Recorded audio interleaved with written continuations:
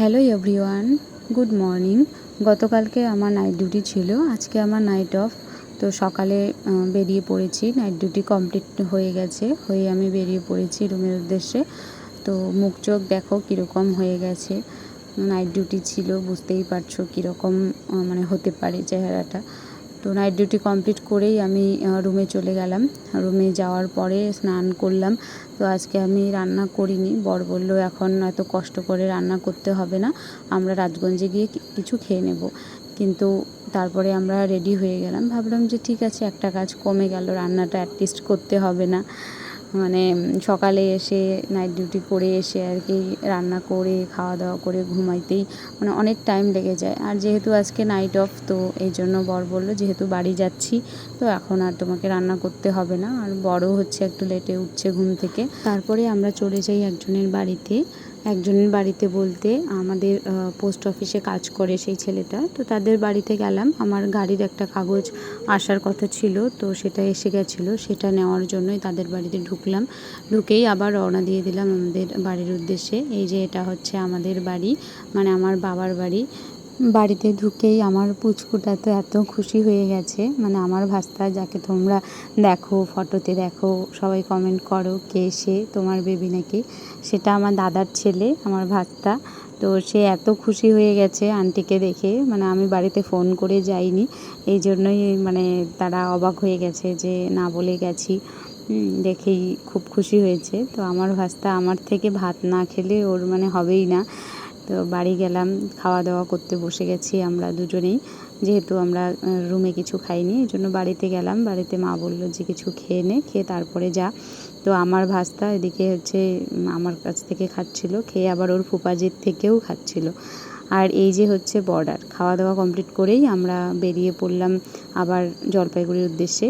আর এটা হচ্ছে আমাদের বাংলাদেশ আর আমাদের ইন্ডিয়ার বর্ডার। তো এই রাস্তাটা আমাদের সব সময় খোলা থাকে, যেহেতু এদিকে অনেক মানুষ আছে এই রাস্তা দিয়ে যাতায়াত করে, সেই জন্য এটা সব সময় খোলা থাকে। আর এই যে দেখছো সবুজ প্রকৃতিটা, এটা মানে দারুণ সুন্দর লাগছিল দেখতে। ভিডিওতে হয়তো অতটা ক্যাপচার হয়নি, কিন্তু ডিরেক্ট দেখতে এত সুন্দর লাগে।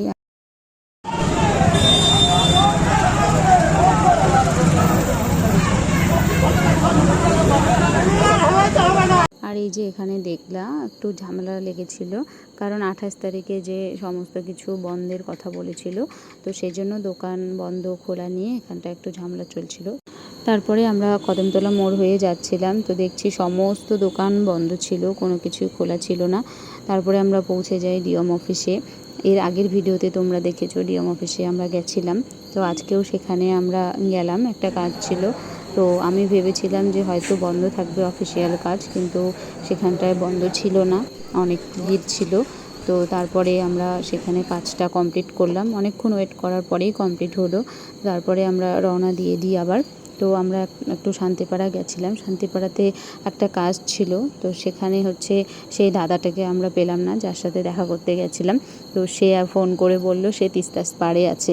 তো আমরা ডিএম অফিস থেকে শুধু রিটার্ন হলাম কিছুক্ষণ আগেই, আবার আমাদের রিটার্ন হতে লাগলো সেই ডিএম অফিসের পাশে যে তিস্তাস পাড় যে আছে সেখানটায়। তো সেখানে হচ্ছে যেহেতু দাদাদের আজকে কাজ ছিল না, সেই জন্যই তারা সেখানটায় একটু আড্ডা দিতে গেছিলো। আর এই জায়গাতে হচ্ছে প্রতিদিনই প্রচুর মানুষ থাকে, জায়গাটাতে এত ভালো লাগে দেখতে, আর থাকতেও বেশ ভালো লাগে সেখানটায়, গল্প গুজব আড্ডা মানে খুবই ভালো লাগে সেখানটায়।